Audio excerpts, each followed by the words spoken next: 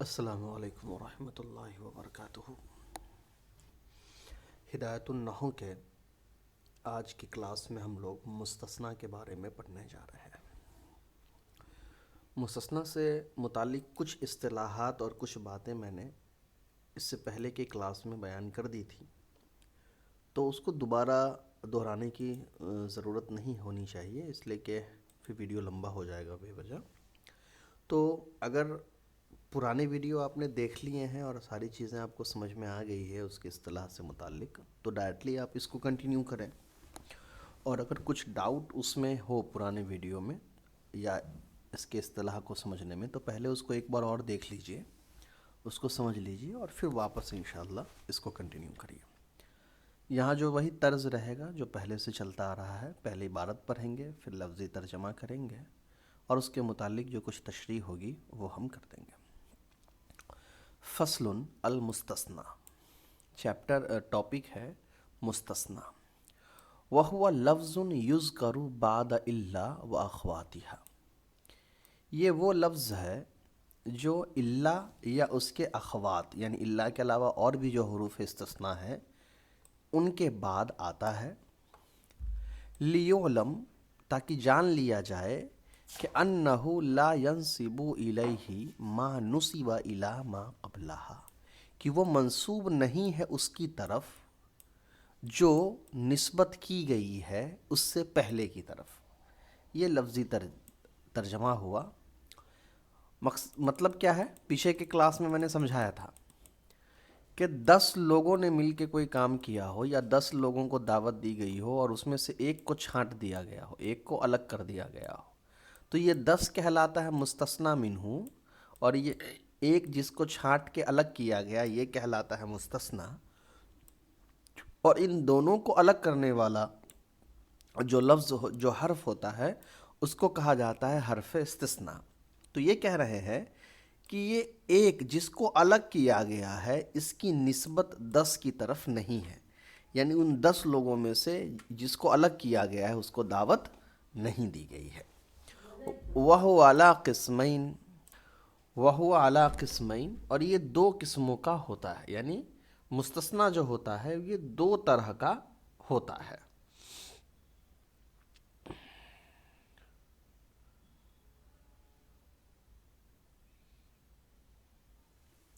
پہلا ہے متصل، متصل۔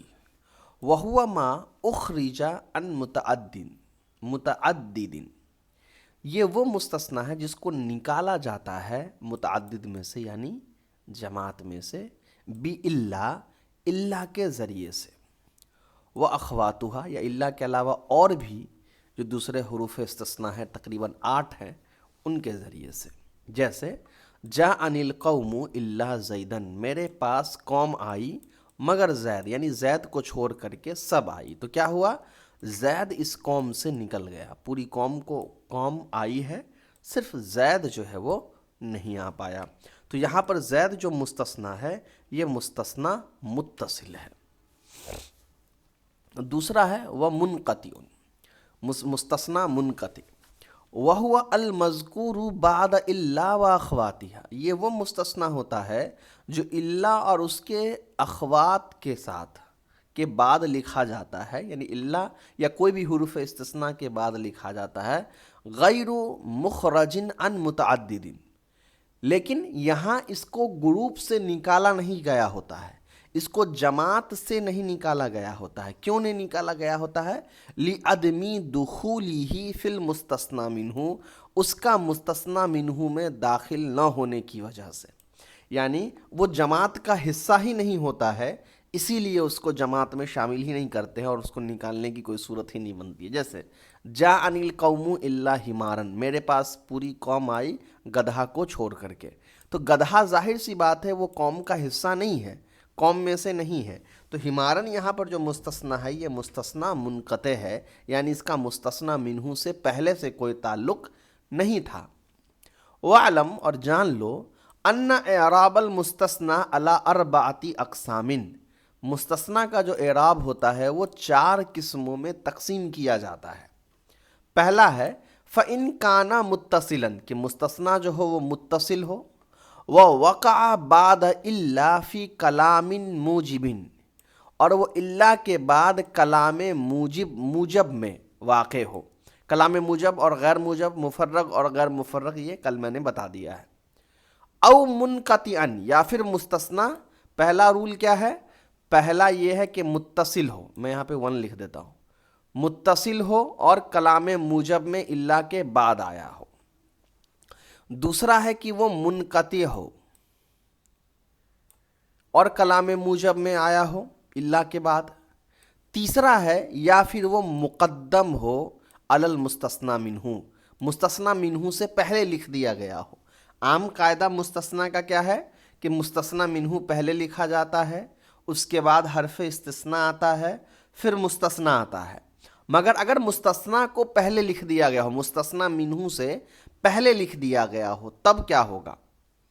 اب پہلے اس کو چھوڑ دیجئے، ابھی میں یہ جو مثال ہے اس کو نہیں پڑھ رہا ہوں، ابھی صرف قید بتا رہا ہوں۔ تو پہلا قید، دوسرا قید، تیسرا قید ہو گیا۔ چوتھا قید ہے او کانا بعد خلا و ادا، یا پھر مستثنا جو ہو وہ خلا یا ادا کے بعد ہو، یہ چوتھا قید ہو گیا۔ او بعد ما خلا ما ادا لیسا ولا یکونو، یا پھر ما خلا ما ادا لیسا یا لا یکونو کے بعد ہو، یہ پانچویں قید ہو گئی۔ ٹھیک ہے، تو ان صورت میں کیا ہوگا؟ کانا منصوباً، مستثنا منصوب ہوگا۔ تو یہ میں نے کاٹ کاٹ کے ابھی الگ کر دیا ہے، اب ایک بار پورا ایک ساتھ پڑھ لیجیے۔ فَإِن كَانَ مُتَّصِلًا، اگر مستثنا متصل ہو، وقع بعد الا فی کلام موجب، اور کلام موجب میں اللہ کے بعد واقع ہو، او منقطعا، یا پھر منقطع ہو، مستثنا منقطع ہو، کما مرہ، جیسا کہ پیچھے گزر چکا ہے، او مقدما علی المستثنی منہ، یا پھر مستثنا منہ پہ مستثنا کو مقدم کر دیا گیا ہو، جیسے ما جاءنی الا زیدن احد۔ اب یہ کس چیز کی مثال ہے؟ سو دیکھیے، ایک ہی مثال میں تینوں باتیں آ گئیں۔ یہاں پر کیا ہے؟ سو دیکھیے،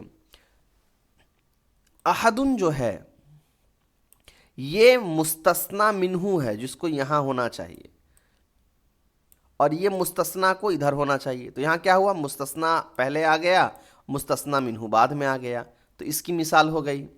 اس کے بعد اللہ کے بعد آیا ہو، تو اللہ کے بعد آیا ہے۔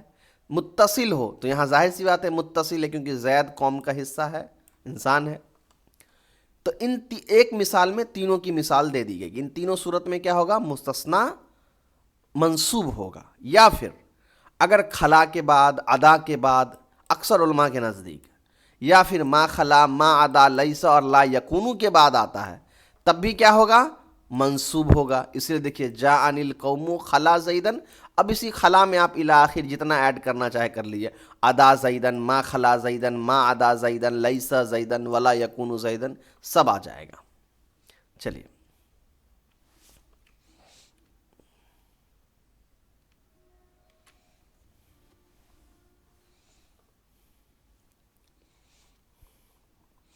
دوسرا پوائنٹ، پہلا اعراب کیا تھا؟ منصوب آنے کا۔ دوسرا پوائنٹ پڑھیں گے، میں پھر لاسٹ میں ایک شارٹ کٹ بتا دوں گا کہ اتنا پیچیدہ اعراب رکھنے کا آسان طریقہ کیا ہوتا ہے۔ دوسرا اعراب ہے وَإِن كَانَ بَعْدَ إِلَّا فِي كَلَامٍ غَيْرِ مُوجَبٍ، اگر اللہ کے بعد کلام غیر موجب میں واقع ہو۔ کلام غیر موجب کیا ہے؟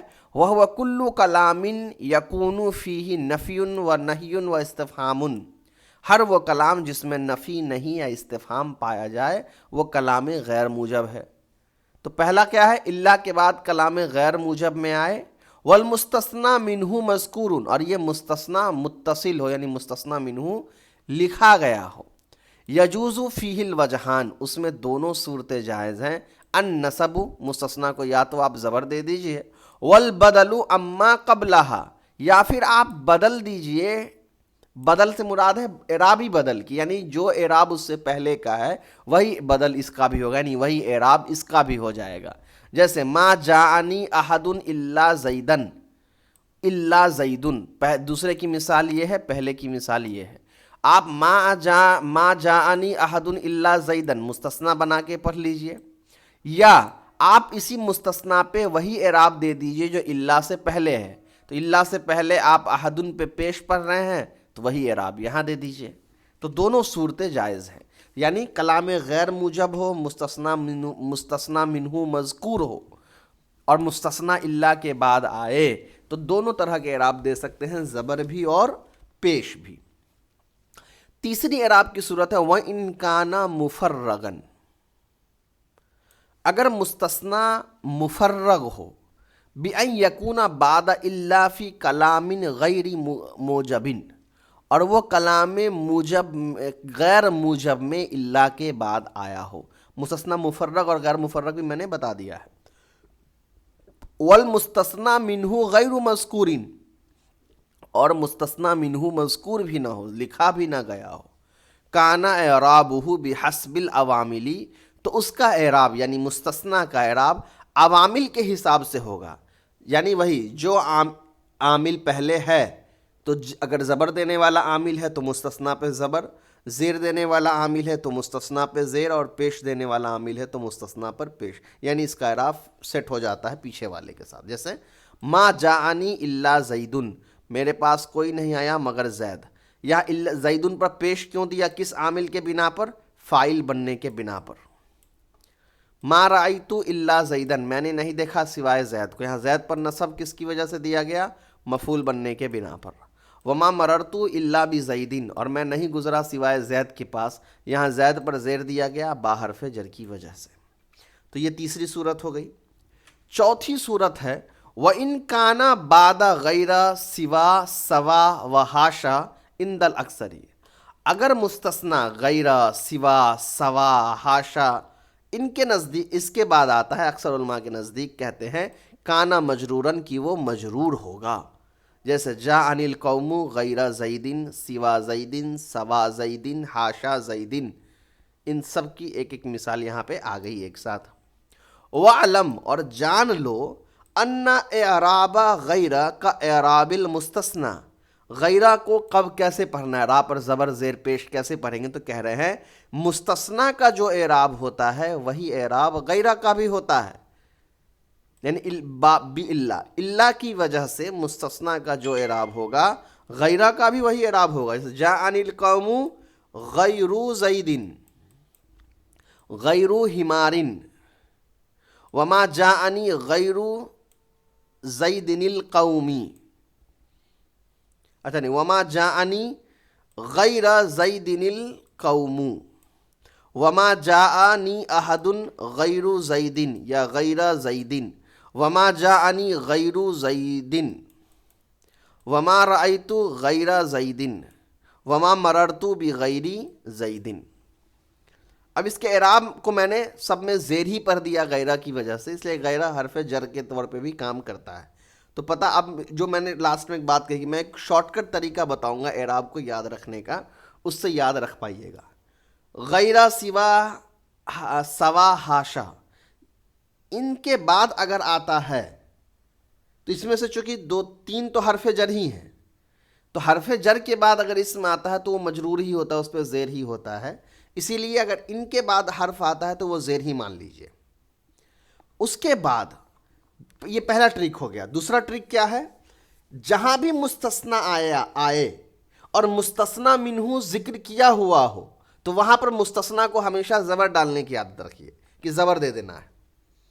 اور جہاں مستثنا منہ مذکور نہ ہو، مستثنا منہ کو نہ لکھا گیا ہو، تو وہاں پر مستثنا کو پیش دے دیجئے.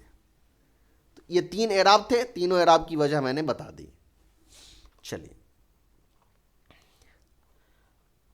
ہاں آگے کہہ رہے ہیں وَعْلَمْ، اور جان لو، ان لفظۃ غیری موضوعۃ للصفت، کہ لفظ غیر جو ہے غیرہ، اس کو اصل میں جب بنایا گیا تھا پہلی بار عربی میں تو یہ وضع کیا گیا تھا صفت کے لیے. وضع مطلب پہلی بار جب اس کو بنایا گیا تو غیرہ کو صفت کے لیے بنایا گیا تھا. وقد تستعمل للاستثناء، لیکن اس کا استعمال اب استثناء کے لیے کیا جانے لگا.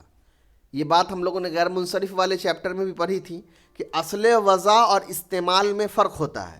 کوئی لفظ ہم بناتے ہیں کسی اور معنی کے لیے اور آگے چل کے اس کا استعمال کسی اور معنی میں ہو جاتا ہے. تو اسی طرح غیرہ جو ہے یہ بنا تھا صفت کے طور پہ، لیکن اس کا استعمال کر لیا گیا استثناء کے طور پہ. کما ان اللفظۃ الا موضوعۃ للاستثناء وقد تستعمل للصفۃ. ٹھیک ویسے ہی جیسے الا جو ہے وہ بنایا گیا تھا استثناء کے لیے اور استعمال ہونے لگا صفت کے لیے. کما فی قولہ تعالی، جیسے اللہ تبارک و تعالیٰ ایک اور میں ہے، لو کان فیہما آلہۃ الا اللہ لفسدتا. تو یہاں پر جو الا اللہ ہے یہ اصل میں غیر اللہ ہے، ای غیر اللہ ہی. وکذالک قولک لا الہ الا اللہ، یہاں پر بھی لا الہ غیر اللہ ہی ہوتا. یعنی کہہ رہے ہیں کہ یہ دونوں الا جو ہے یہ استثناء کے لیے استعمال ہوا تھا، مگر یہاں پہ بطور صفت استعمال ہو جاتا ہے، حالانکہ اس کو استعمال ہونا چاہیے تھا غیرہ کی طرح پہ. تو دونوں کا جو وضع ہے وہ الگ الگ اعتبار سے کیا گیا تھا. ٹھیک ہے، دونوں کا وضع الگ الگ اعتبار سے کیا گیا تھا اور دونوں کا استعمال الگ اعتبار سے ہونے لگا. اب کہیے گا کہ بھائی غیرہ اور اللہ کا صفت کے ساتھ کیا تعلق؟ صفت سے مراد وہ اس موصوف صفت والا صفت نہیں، صفت سے مراد ہے کہ اس کی حقیقت کو بدلنے کے لیے استعمال ہوتا ہے. جیسے جب ہم لا لگاتے ہیں تو لا کے معنی تو نہیں ہے، اللہ لگاتے ہیں اللہ کے معنی بھی مگر ہی ہیں، مگر وہ ایک حالت سے دوسرے حالت میں بدل دیتا ہے. جیسے آپ کہتے ہیں ما جاءنی زید، ما جاء القوم الا زید، یا جاء القوم الا زیدن، کہ پوری قوم آئی مگر زید نہیں آیا. تو وہ اللہ کیا کیا؟ اللہ نے آنے کے صفت سے نکال دیا زید کو، تو اس کے لیے اللہ استعمال، وہ صفت مراد ہے کہ ایک حالت سے نکال دیتا ہے اس کو. آئیے آگے. فصل خبرو کانا و اخواتیہا، کانا اور اس کے اخوات کی خبر. کانا سارا اسباب افعال ناقصہ ٹوٹل 13 ہیں. افعال ناقصہ مبتدا خبر پہ آتے ہیں. مبتدا کو تو یہ کچھ نہیں کرتا ہے، خبر کے اعراب کو بدل کر کے زبر کر دیتا ہے. اتنی بات پہلے بھی ہم پڑھے ہوئے ہیں. وَهُوَ الْمُسْنَدُ بَعْدَ دُخُولِهَا، اور وہ مسند ہوتا ہے اس کے داخل ہونے کے بعد، یعنی افعال ناقصہ کے داخل ہونے کے بعد وہ اسم مسند ہو جاتا ہے. جیسے کانا زید قائمن، زید جو ہے وہ کھڑا تھا. اچھا نہیں، مسند نہیں، یہ اسٹیٹمنٹ ہے، سارا کے معنی میں نہیں. هُوَ الْمُسْنَدُ بَعْدَ دُخُولِهَا، یہ مسند پر داخل ہوتا ہے، یعنی اس کے داخل ہونے کے بعد وہ مسند ہو جاتا ہے. جیسے کانا زید قائمن میں کانا جب داخل ہوا تو قائمن جو ہے یہ مسند ہے اور زیدن جو ہے یہ مسند الیہ ہے. وَحُکْمُهُ كَحُکْمِ الْخَبَرِ الْمُبْتَدَائی، اور اس کا حکم کیا ہے؟ اس کا حکم مبتدا کے خبر جیسا ہی ہے. جیسے کانا کا خبر ہوتا ہے وہ مبتدا کے خبر جیسا ہی ہے، حکم ہے. فرق کیا ہے صرف؟ الا انہ یجوز تقدیمہ علی اسمائہا مع کونہ معرفتن، یا مع کونہ معرفتن کر دیجئے. فرق صرف مبتدا خبر میں اور کانا کے اسم اور خبر میں کیا ہے؟ مبتدا خبر پہ ہی تو کانا داخل ہوتا ہے، لیکن اگر فرق ہی ہم کو پتہ کرنا ہے تو مبتدا خبر میں اور کانا کے اسم اور خبر میں یہ فرق ہوتا ہے کہ مبتدا خبر جو ہے وہ خبر کو بے وجہ ہم مقدم نہیں کر سکتے ہیں مبتدا کے اوپر، کوئی نہ کوئی صورت ہوتی ہے تب کرنا ہوتا ہے. کانا کے اسم اور خبر میں ایسا فرق نہیں ہوتا ہے، یہاں ہم مقدم مؤخر کر سکتے ہیں معرفہ ہونے کے باوجود بھی. خبر اگر معرفہ ہے تب بھی مبتدا کی جگہ لا سکتے ہیں، کیونکہ حقیقت میں یہ مبتدا خبر نہیں ہوتا ہے. بخلاف الخبر المبتدائی، مبتدا کے خبر کے خلاف. ظاہر سی بات ہے مبتدا خبر میں رول یہ ہے کہ مبتدا معرفہ ہوتا ہے، شروع میں آتا ہے، خبر نکیرہ ہے، آخر میں آتا ہے. اگر ہم خبر معرفہ اور اس کو مبتدا کی جگہ لا کے رکھ دیں گے تو کنفیوژن ہو جائے گا کہ یہ مبتدا ہے کہ خبر ہے. لیکن کانا کے ساتھ یہ معاملہ نہیں ہے. کانا میں خبر معرفہ ہو پھر بھی مبتدا سے پہلے آ سکتا ہے. جیسے کان القائم زیدن، اب یہاں کیا ہوا؟ قائمہ اصل میں خبر تھا کانا کا، جس کو کانا کے اسم سے پہلے لا دیا گیا. چلیے اس کا فصل اسم انا و اخواتہا، انا اور اس کے اخوات کا اسم. وَهُوَ الْمُسْنَدُ إِلَيْهِ بَعْدَ دُخُولِهَا، اور یہ جو ہے انا یہ داخل ہوتا ہے مسند الیہ پر اور مسند الیہ کے اندر بدلاؤ کرتا ہے. جیسے انا زیدن قائمن، یہاں زیدن جو ہے یہ مسند الیہ ہے جس پر انا داخل ہوا اور اس نے انا کا اعراب بدل زیدن کا اعراب بدل کر کے زبر کر دیا. یہ بھی مبتدا خبر پہ ہی داخل ہوتا ہے، یہ اصل میں زیدن قائمن تھا مبتدا خبر، انا آیا تو انا زیدن قائمن ہو گیا. فصل اس کا نیا ٹاپک المنصوب باللا التی لنفع الجنس. لا نفی، لا جو جنس کی نفی کے لیے استعمال ہوتا ہے اس کا اسم جو ہوتا ہے وہ بھی منصوب ہوتا ہے. یہ ہم لوگ پہلے بھی پڑھ چکے ہیں. وَهُوَ الْمُسْنَدُ إِلَيْهِ بَعْدَ دُخُولِهَا، یہ مسند الی پر داخل ہوتا ہے. یلیہا نکیرتاً مضافتاً، اور اس کے جسٹ بعد ملتا ہے نکیرہ لفظ اور مضاف. جیسے لا غلامہ رجلن، تو غلامہ رجلن یہ مضاف مضاف الیہ ہے اور غلامہ یہ واحد لفظ ہے. لا غلامہ رجلن فی الدار. او مشابہا لہا، یا اگر وہ مضاف مضاف نہ بھی ہو تو مشابہ مضاف کے طور پہ استعمال ہو جاتا ہے. جیسے لا عشرین درہمن فی الکیس، کہ نہیں 20 درہم بھی جیب میں نہیں ہے.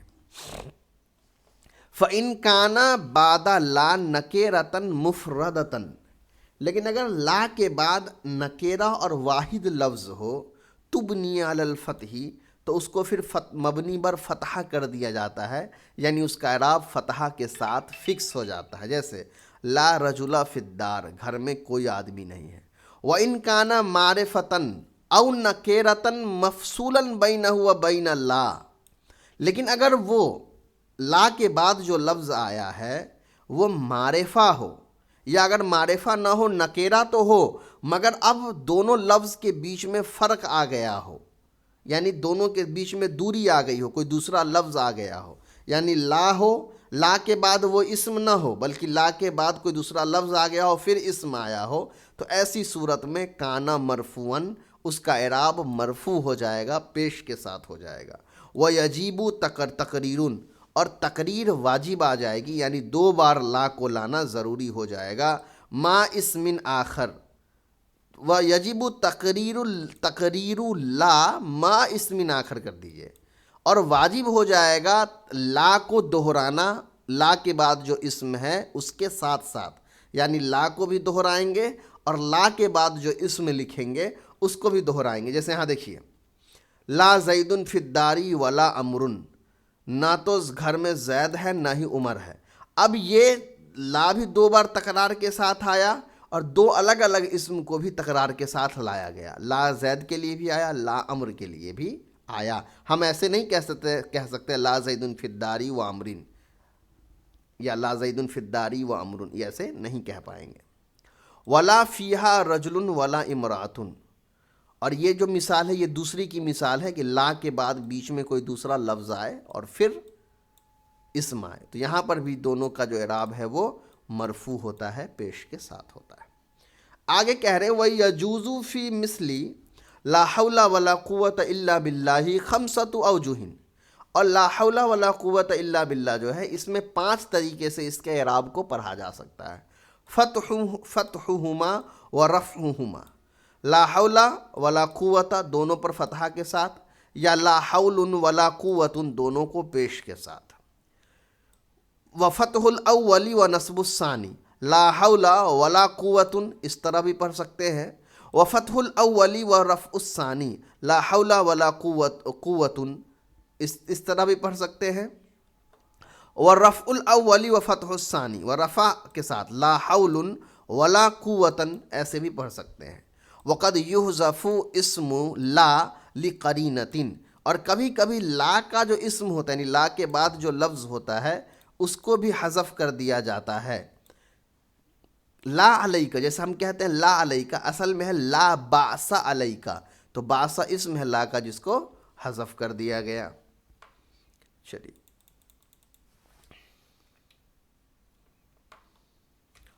اس کے بعد ہے فصل خبر ما و لا مشبہتین بلیس. ما اور لا کی خبر، اس پر ہمیشہ زبر ہوتا ہے مگر یہ ما اور لا لیسا کے مشابہ ہوتا ہے.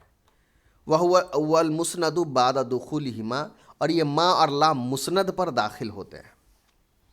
ما زید قائما ولا رجل حاضرا، تو داخل ہونے سے مراد ہے اثر کرتے ہیں نا. تو دیکھیے ما مسند الیہ کو کچھ نہیں کر رہا ہے، لا مسند الیہ کو کچھ نہیں کر رہا ہے، بلکہ جو مسند ہے اس پر اثر کر رہا ہے، دونوں کو زبر دے رہا ہے. وَإِنْ وَقَعَ الْخَبَرُ بَعْدَ إِلَّا، لیکن اگر خبر الا کے بعد آتا ہے، جیسے ما زید الا قائم، او تقدم الخبر علی اسم، یا خبر مقدم ہو جائے اسم پر، نحو ما قائم زید، او زیدت ان و بعد ما، یا پھر ما کے بعد ان ایکسٹرا ایڈ کر دیا جائے، جیسے ما ان زید قائم۔ تو تین شرط ہیں، پہلا اللہ کے بعد آئے، یا خبر مقدم ہو جائے، یا ان ایڈ کر دیا جائے۔ یہ تینوں صورت میں کیا ہوگا؟ بطل العمل، اس ما اور لا کا عمل باطل ہو جائے گا۔ ظاہر سی بات ہے باطل ہو جائے گا، اس لیے میں نے تینوں جگہ پیش پڑھا ہے، ما زید الا قائم، ما قائم زید، ما ان زید قائم، کیونکہ اب ما کا اثر ختم ہو گیا۔ اگر ما کا اثر رہتا تو میں قائمن پڑھتا۔ کما رأیت فی الامثلۃ، جیسا آپ نے مثالوں میں دیکھ لیا۔ وہذا لغت اہل الحجاز، اور یہ اہل حجاز کا جو لغت ہے، ان کا جو قاعدہ ہے اس کے مطابق ہے۔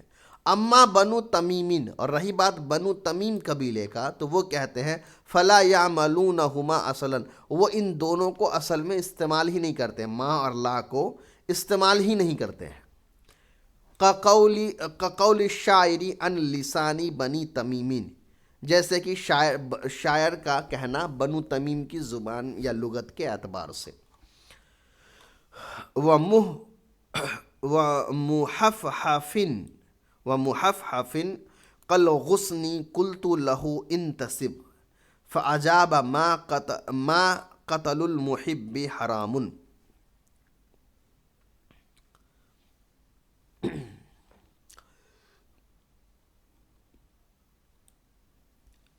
پتلی، یہ اصل میں لفظ تھوڑا سا الگ ہے، اس کو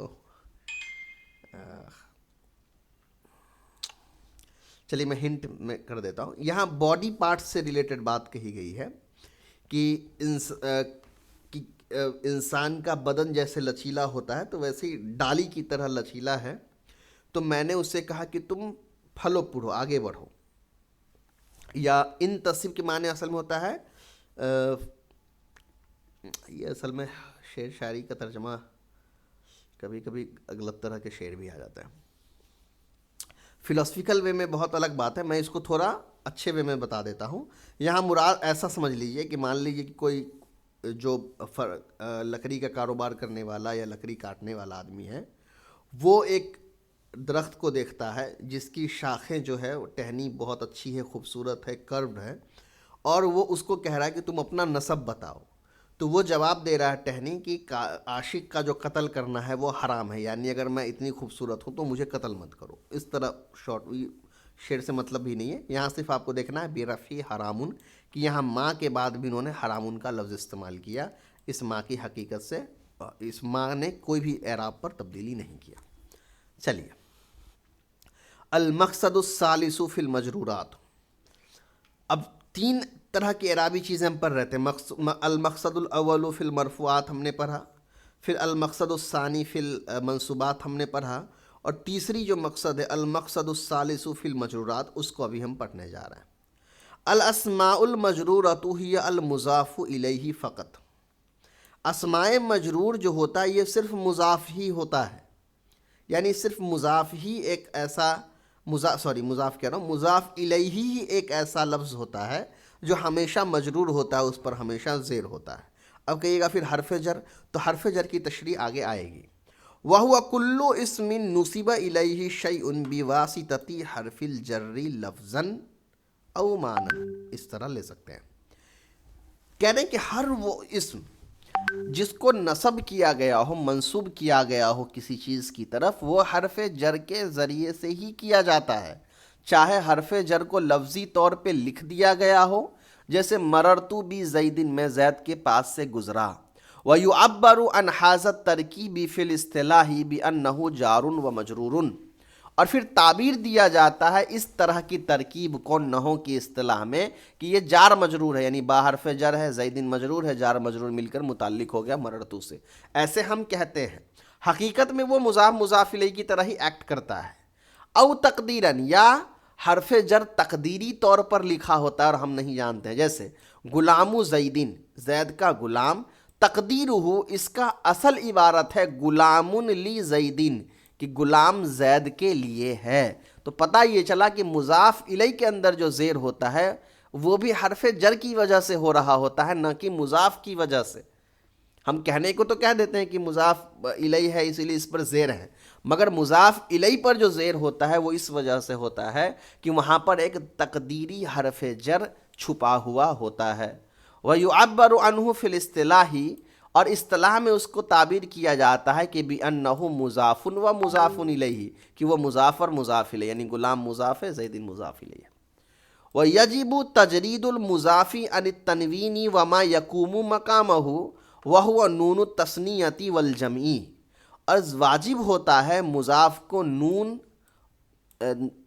تنوین یعنی تثنیہ اور جمع کا جو نون ہے وہ بھی مضاف پہ نہ رہے، اسی طریقے سے تنوین بھی مضاف پر نہ رہے، دو زبر دو زیر دو پیش، اور نہ مضاف پہ الف لام۔ یہ ایکسٹرا میں نے بتا دیا کہ مضاف پہ الف لام، تو مضاف پہ ہم لوگ آلریڈی جانتے ہیں کہ مضاف پہ الف لام اور تنوین بھی نہیں لگا سکتے ہیں، ساتھ میں تثنیہ اور جمع کا بھی جو نون ہوتا ہے، جمع مذکر سالم کا، وہ نون بھی مضاف ہونے کی وجہ سے گر جاتا ہے، جیسے جاءنی غلام زیدن، غلامہ زیدن، مسلم مصر۔ اب یہاں ان تینوں مثال میں دیکھیں گے کہ تثنیہ اور جمع کا جو مثال ہے یہ اصل میں غلامانی زیدن تھا، غلامہ زیدن ہو گیا، نون گر گیا، یہ مسلمون مصر تھا، نون گر گیا تو مسلمو ہو گیا۔ وعلم، اور جان لو، ان الاضافۃ علی قسمین، اضافت جو ہوتا ہے دو لفظوں کے بیچ میں جو اضافت ہوتی ہے وہ دو قسموں کی ہوتی ہے۔ پہلا معنویتن، دوسرا ہے لفظیتن۔ ایک معنوی طور پہ اضافت ہوتا ہے اور دوسرا لفظی طور پر جو ہے وہ اضافت ہوتا ہے۔ اما المعنویت، تو پہلے معنویہ کے بارے میں کہیں کہ معنوی اضافت کیا ہے، دیکھیے فہی ان یکون المضاف غیر ان یکون المضاف غیر صفت مضافت الی معمولہا، کہ یہ وہ ہوتا ہے، یہ ایسا مضاف ہوتا ہے کہ جو غیر صفت کے ساتھ جڑا ہوتا ہے مضاف الیہ سے، یعنی یہ ایسا مضاف ہوتا ہے جو کوئی صفت کے طور پر استعمال نہیں ہوتا ہے، یا اس میں ذات کے طور پہ آپ لے لیجیے کہ یہ ایسا لفظ ہوتا ہے جو مکمل طور پہ اس میں ذات ہوتا ہے۔ دو چیزیں ہیں، آپ نے پہلے بھی پڑھا ہوا ہے، ایک ہوتا ہے اس میں ذات اور ایک ہوتا ہے اس میں صفت۔ اس میں ذات کہا جاتا ہے ایسا اسم جو بنایا ہی گیا ہو کسی انسان جاندار کے نام کو بیان کرنے کے لیے یا کسی چیز کے نام کو بیان کرنے کے لیے، اور اس میں صفت ہوتا ہے ایسا لفظ جس کو وضع ہی کیا گیا ہو صفت بیان کرنے کے لیے۔ تو یہ کہہ رہے ہیں کہ وہ مضاف جو ہے وہ غیر صفت ہو اور مضاف الیہ کی طرف جڑی ہوئی ہو۔ وہی اما بمعنی اللام، اور یہ کس طرح ہو، یا تو لام کے معنی میں جڑا ہو، جیسے غلام زیدن، یہ اصل میں تھا غلام لی زیدن، زید کے لیے غلام، یعنی زید کا غلام، مطلب یہی ہوتا ہے نا کہ غلام زید کے لیے ہے۔ یا من کے معنی میں چھپا ہوتا ہے، جیسے خاتم فضتن ہم کہتے ہیں چاندی کی انگوٹھی، مگر ہم سمجھتے کیا ہے خاتم من فضتن، کہ انگوٹھی چاندی کی ہے۔ او بمعنی فی، یا پھر فی کا معنی چھپا ہوتا ہے، جیسے صلاۃ اللیلی، رات کی نماز، اصل میں ایسا ہم بولنا چاہ رہے ہوتے ہیں صلاۃ فی اللیلی، نماز رات میں۔ وفائدۃ ھذہ الاضافۃ، اب اس اضافت کا فائدہ کیا ہے، تو کہہ رہے ہیں تعریف المضاف ان اضیف الی معرفۃ کما مر، او تخصیصہ ان اضیف الی نکرۃ نحو غلام رجل۔ فائدے کے طور پہ یہ کہہ رہے ہیں کہ ایک فائدے سے مراد یہ بینیفٹ والا فائدہ نہیں، ہم لوگ نحو کی کتاب میں، صرف کی کتاب میں، یا کسی کتاب میں جب فائدہ لکھا جاتا ہے تو مراد ہوتا ہے کہ ایک کی نوٹ کے طور پہ کہ یہ بات اب اور ایک ایکسٹرا سمجھ لینی چاہیے ایکسٹرا میں، وہ کیا ہے کہ تعریف المضافی ان اضیف الی معرفۃ کما مرہ، کہ مضاف الیہ کا معرفہ کر دینا جب اس کی اضافت کی جاتی ہے معرفہ کی طرف۔ تو یہ ہم قاعدہ جانتے ہی ہیں، اگر کسی لفظ کا مضاف الیہ معرفہ ہوتا ہے تو وہ مضاف بھی اپنے آپ معرفہ ہو جاتا ہے۔ جیسے آپ کہتے ہیں کتاب زیدن، زید کی کتاب، تو زید کے معرفہ ہونے کی وجہ سے کتاب اپنے آپ معرفہ ہو گیا۔ دوسرا کہتے ہیں وہ تخصیص ہو، یا پھر اس کے اندر خصوصیت پیدا ہو جاتی ہے۔ جب ہم اضافت کرتے ہیں تو اس کا فائدہ یہ ہوتا ہے کہ دو لفظوں کے بیچ میں ایک خصوصی تعلق پیدا ہو جاتا ہے۔ ان اضیف الی نکیرتن، اگرچہ نکیرہ کی طرف اضافت کی گئی ہو، اگر نکیرہ کی طرف اضافت کی گئی ہو، جیسے غلام رجل، آدمی کا غلام۔ اب کہیے گا کہ آدمی کے غلام کی طرف جب میں نے اضافت کیا تو کہاں کوئی تخصیص ہوا، کوئی خاص معنی تو سمجھ میں نہیں آیا۔ تو تخصیص کا مطلب سمجھیے کیا ہوتا ہے۔ مان لو ایک کتاب ہے اور ایک آدمی ہے، دونوں الگ الگ بیٹھے ہوئے ہیں، تو ان دونوں کے بیچ میں کوئی تعلق نہیں ہے، کوئی خصوصی تعلق نہیں ہے، کچھ بھی نہیں ہے۔ ایک کتاب ہے، ایک آدمی ہے، کتاب رجل، بات ختم۔ لیکن جب آپ کہتے ہیں کتاب رجل، آدمی کی کتاب، تو اپنے آپ ایک خصوصیت پیدا ہو جاتی ہے کہ اب یہ کتاب اس آدمی کی ہے، چاہے وہ آدمی نکیرہ ہے مگر وہ کتاب کا تعلق ہے کسی سے، وہ کتاب ایسے ہی نہیں پڑھا ہوا ہے۔ اسی خصوصیت کی بات کہہ رہے ہیں کہ جب اضافت کی جاتی ہے تو اضافت کا مقصد دو ہوتا ہے، یا تو مضاف کو معرفہ بنا دینا، ایک دم خاص کر دینا، یا کم سے کم کسی درجے تک خصوصیت پیدا کر دینا۔ اب جیسے غلام رجل، آدمی کا غلام، اس میں کیا خصوصیت ہے؟ تو ہے اگر آدمی کی طرف غلام کو منسوب نہیں کیا جاتا تو غلام کسی کا بھی ہو سکتا تھا، بچہ کا ہو جاتا، بچی کا ہوتا، بوڑھا کا ہوتا، عورت کا ہوتا، کافر کا ہوتا، مسلم کا ہوتا، کسی کا بھی ہوتا۔ لیکن جیسے ہی رجل کی طرف اضافت کی گئی، اب وہ غلام جو ہے آدمی کا ہو گیا، اس کے اندر تخصیص آ گیا، وہ نہ بچہ کا ہے، نہ عورت کا ہے، نہ بوڑھے کا ہے۔ آگے چلیے، وَأَمَّا اللَّفْظِيَّةُ، اور رہی بات لفظی اعتبار سے اضافت کی، فَهِيَ أَن يَكُونَ الْمُضَافُ صِفَةٌ، تو وہ یہ ہے کہ مضاف صفتاً پر ہے، ان یکون المضاف صفتاً، کہ مضاف صفت ہی بن رہا ہو، مضافتن الی معمولہا، اپنے معمول یعنی مضاف الی کے لیے، وہی فی تقدیر الانفصالی، اور یہ انفصال کے طور پر ہوتا ہے۔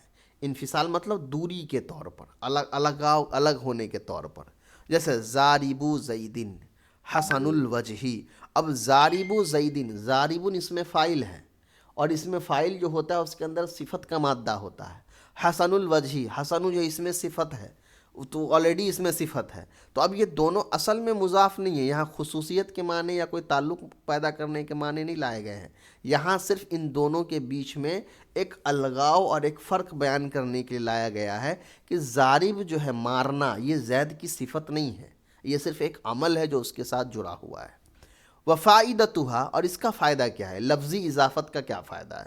تخفیف فی اللفظ فقط، کہتے ہیں کوئی فائدہ نہیں ہے، صرف اتنا ہے کہ لفظ پڑھنے میں آسان لگتا ہے، ہلکا لگتا ہے، اس کے معنوی اعتبار سے کوئی فائدہ ہم کو نہیں پہنچتا ہے، اس کا ترجمہ الگ طریقے سے ہی کرنا ہوتا ہے۔ وَعْلَمْ، اور جان لو، أَنَّكَ إِذَا عَزَفْتَ الْإِسْمَ الصَّحِيحَ بالجاری المجرى صحیح، جار مجرى صحیح یا اسم صحیح، یہ دو اسم کی اگر آپ نے اضافت کی، یعنی اس کو مضاف الیہ کے طور پر استعمال کیا، مضاف کے طور پر استعمال کیا، الی یاء متکلمین، یاء متکلم مضاف الیہ کے لیے، یعنی صحیح اسم کا، صحیح اسم جار مجرى صحیح، یہ سب ہم لوگ اعرابی حالت میں پڑھ چکے ہیں، وہی دوبارہ یہاں دہرایا جا رہا ہے صرف، تو میں اس کو شارٹ میں پڑھ کے نکل جاتا ہوں۔ جار مجرى صحیح اور اس میں صحیح، جب یاء متکلم کی طرف اضافت کی جاتی ہے اس کی، یعنی یاء متکلم مضاف ہو اور جار مجرى یا اس میں صحیح جو ہے وہ مضاف بنے، کسرتا آخرہ، تو آپ آخری لفظ کو کسرہ دیں گے، واسکنت الیاء او فتحہ، یا آپ یا کو ساکن کر دیں گے یا اس کو فتحہ دیں گے، جیسے غلامی، دلوی، زبیعی، تو یہ اصل میں غلامن، تو یہ اس میں صحیح کی مثال ہے، جب یا کی طرف اضافت ہوا تو ہم نے میم کے نیچے زیر دیا اور یا کو ہم نے ساکن کر دیا، غلامی۔ پھر فتحہ کب دیں گے؟ فتحہ دیں گے کب؟ جب یہ حالت نصبی میں چلا جائے گا۔ دلوی، تو لاسٹ میں واو ہے، حرف علت ہے، تو یہ جار مجرى صحیح لفظ ہو گیا، اس کی بھی یا کی طرف اضافت ہوئی تو وہی حالت کہ واو پہ پہلے ہم نے کسرہ کر دیا اور یا کو ہم نے سکون کر دیا، تو یہ پہلی اعراب ہو گئی۔ دوسرا، وَإِن كَانَ آخِرُ الْإِسْمِ أَلِفًا، لیکن اگر کسی اسم کے آخر میں الف ہو، جیسے عصا، رحا، عصایا، رحایا، خلا، تو کیا کریں گے؟ ابھی اس کو چھوڑ دیجئے، یہ اس لفظ کو چھوڑ دیجئے. اگر کسی لفظ کے آخر میں الف ہو تثبت، تو اس الف کو رہنے دیں گے، اس کے بعد یا لگائیں گے، جیسے عصایا، یا، اور اس پر زبر رہتا ہے، یا پر زبر رہتا ہے. لیکن حزیل جو امام ہے وہ کہتے ہیں کہ نہیں، الف ہٹا دیں گے اور عصیہ اور رحیہ اس طریقے سے ہی پڑھیں گے، یا لگا کے، الف لگانے کے ہٹا دیں گے. وَإِن كَانَ آخِرُ الْإِسْمِ يَاءً مَكْسُورًا مَا قَبْلَهَا، لیکن اگر کوئی ایسا اسم ہے جس کے آخر میں یا ہے اور اس سے یاءً مقصوراً ما قبلہ، یعنی کوئی ایسا لفظ ہے جس کے آخر میں یا تو ہے اور اس سے پہلے زیر لگا ہوا ہے، جیسے قاضی، عالی، ٹھیک ہے، تو کہہ رہے ہیں کہ ادغمت الیاء فی الیاء، تو ہم کیا کریں گے، یہ جو یا متکلم والا یا ہے یہ، اور اس لفظ کا جو یا ہے وہ جو ساکن یا ہے وہ دونوں کو ایک ساتھ ادغام کر کے ملا دیں گے. وَفُتِحَتِ الْيَاءُ الثَّانِيَةُ، اور دوسری جو یا ہے اس کو ہم زبر دے دیں گے، لِأَلَّا يَلْتَقِئِ السَّاكِنَانِ، تاکہ دو سکون لفظ ایک ساتھ جمع نہ ہو. التقاء ساکن مطلب دو سکون والے لفظ ایک ساتھ جمع ہوتے ہیں تو ایک گر جاتا ہے، تو وہ نہ ہو، اسی لیے ہم کیا کریں گے، ایک یا رہے گا جزم کے ساتھ، دوسرا یا رہے گا زبر کے ساتھ. تو آپ کہیے گا قاضیہ، قاضی سے کہیے گا قاضیہ، اس طرح سے. تو یہ کس طرح کے لفظ کے لیے ہے؟ جس لفظ کے آخر میں یا ساکین ہو اور اس سے پہلے زیر ہو، اس میں اگر یا متکلم لگانا ہے تو یا میں یا کو ادغام کر دیتے ہیں. وَإِن كَانَ آخِرُهُ وَاوًا مَضْمُومًا كَمَا قَبْلَهَا، لیکن اگر کسی لفظ کے آخر میں واو ہو، واو ساکین اور اس سے پہلے پیش ہو، قلبت ہا، کلبت کلبت ہا یا ان، تو ہا کو یا سے بدل دینا ہے. یہ تو اس کو یعنی واو کو یا سے، ہا کی ضمیر واو کی طرف، اس واو کو یا سے بدل دیا جائے گا. وَعَمِلْتَ كَمَا عَمِلْتَ الْآن، اور آپ ویسے ہی عمل کریں گے جیسا بھی آپ نے کیا ہے، جیسے جاءنی مسلمیہ، یہ اصل میں مسلمو یا تھا، مو یا، واو اور یا واو کو بدل کر کے یا کر دیا گیا اور دونوں کو ادغام کر دیا گیا، سیم رول. اس کے بعد کہہ رہے ہیں فی الاسماء ستتی، اسماء ستہ مکبرہ 6 حرف ہیں، 6 اسم ہے جس کے اندر صرف 2 ہی حرف ہوتے ہیں. اس کے بارے میں کہہ رہے ہیں کہ اگر یہ مضافتن الی یاء متکلمی، اگر یہ یا متکلم کی طرف مضاف ہو، جیسے تو آپ کہیے گا اخی، ابی، ہمی، ہنی، فمی یا فی. وعند الاکثر، اکثر علماء کے نزدیک، اکثر علماء کیا کرتے ہیں، فمی میں سے میم کو ہٹا دیتے ہیں اور فی لکھتے ہیں صرف. ان دا قومین، اور کچھ قوم کے نزدیک فمی ہے، کچھ قوم کے نزدیک فی ہے. وَذُو لَا يُضَافُ إِلَىٰ مُضْمَرٍ اصلاً، اور ایک لفظ ہے زو کے معنی ہوتا ہے والا، یہ کبھی بھی ضمیر کی طرف اس کی اضافت نہیں ہوتی ہے، اس کے بعد ہمیشہ حرف اس میں ظاہر لکھنا ہوتا ہے، ضمیر ہم نہیں لکھ سکتے ہیں. قول القائل، کہنے والے کا قول. اب یہاں کہہ رہے ہیں کہ ایک ایسا تو نہیں ہے، ہم نے شعر کے اندر جو ہے ضمیر کی طرف اس کی اضافت دیکھی ہے، یہاں جیسے آپ دیکھ رہے ہیں کہ ہم نے ضمیر کی طرف تو دیکھی ہے. آپ کہہ رہے ہیں کہ زو ضمیر کی طرف مضاف نہیں بنتا ہے، لیکن ضمیر کے لیے زو یہاں مضاف بن رہا ہے، جیسے کہ شعر ہے انما یعرف ذا الفضل من الناس ذؤہ، کہ بے شک فضل والے لوگ لوگوں میں پائے جاتے ہیں اپنی فضیلت کے ذریعے سے. تو جواب دے رہے ہیں کہ شاذن، یہ بہت ریئر ہے، اور یہ آتھینٹک ہے بھی کہ نہیں پتہ نہیں، یعنی بہت ریئر ہے کہ یہ چیز پائی جائے. تو جو چیز بہت ریئر ہے، شاذ ہے، اس کو لغت کے اندر یا اس کو قاعدے کے اندر شامل نہیں کیا جاتا ہے. وَإِذَا قَطَعْتَ هَذِهِ الْأَسْمَاءَ عَنِ الْإِضَافَةِ، جب آپ ان اسموں کو اضافت سے ہٹا دیں گے، یعنی یا متکلم سے ہٹا کے نارملی وے میں لکھیں گے، تو آپ کہیے گا کلتا، تو آپ کہیے گا اخن، ابن، ہمن، حنن، فمن وزو. لا یقطع عن الاضافتی بتتا. زو کے بارے میں لاسٹ میں ایک اسٹیٹمنٹ دے رہے ہیں کہ یہ زو جو ہوتا ہے یہ اپنے اضافت سے کبھی نہیں ہٹتا ہے، یعنی زو اکیلا کبھی نہیں لکھا ہو سکتا ہے، زو کے ہمیشہ مضاف بنتا ہے اور اس کا مضاف الیہ اس میں ظاہر ہوتا ہے. وہ بالکل طے بات ہے کہ کوئی بھی لفظ جو جوڑے میں آتا ہے، جیسے موصوف صفت ہے، تو موصوف صفت میں سے ایسا آپ نہیں کر سکتے ہیں کہ صرف موصوف کو لکھ دے اور صفت کو آپ نہ لکھیں، یا مضاف مضاف الیہ ہے تو جو مضاف مضاف الیہ بن کے ہی آتا ہے اس میں آپ یہ نہیں کر سکتے کہ مضاف کو لکھ دے اور مضاف الیہ چھوڑ دے، یا مضاف الیہ لکھ دے اور مضاف چھوڑ دے، دونوں کو برابر ہی لکھنا پڑتا ہے۔ آگے کہہ رہے ھذا کلہ بتقدیری حرف الجری، یہ سارے کے سارے حرف جر کا تقدیری عمل تھا۔ اما ما یذکر فیہ حرف الجر لفظا، اب وہ جس میں حرف جر کو لفظی طور پر نقل کیا جاتا ہے، فَسَيَأْتِكَ فِي الْقِسْمِ الثَّالِثِ انشاءاللہ تعالی، وہ اس کتاب کی تیسری جو فصل ہوگی یا قسم ہوگی اس کے اندر آئے گا، یعنی جب ہم عوامل والے حرف کا باب پڑھیں گے تو وہاں پر پھر حرف جر کی جو پوری تشریح ہے وہ آئے گی کہ حرف جر کہاں استعمال ہوتا ہے، کس کے کیا معنی ہیں اور کیا عمل ہے۔ تو یہ تینوں مقصد ہم لوگوں نے پورا کر لیا، مرفوعات، منصوبات اور مجرورات۔ بہت شارٹ کٹ میں کچھ باتیں اس میں موٹی طور پہ یاد رکھ لیجئے۔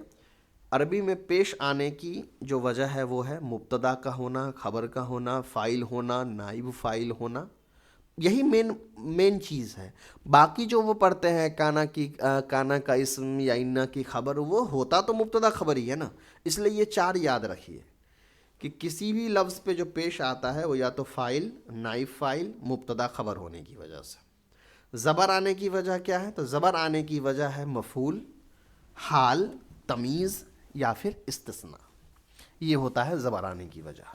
اور زیر آنے کی دو وجہ، یا تو حرف جر یا پھر مضاف الیہ۔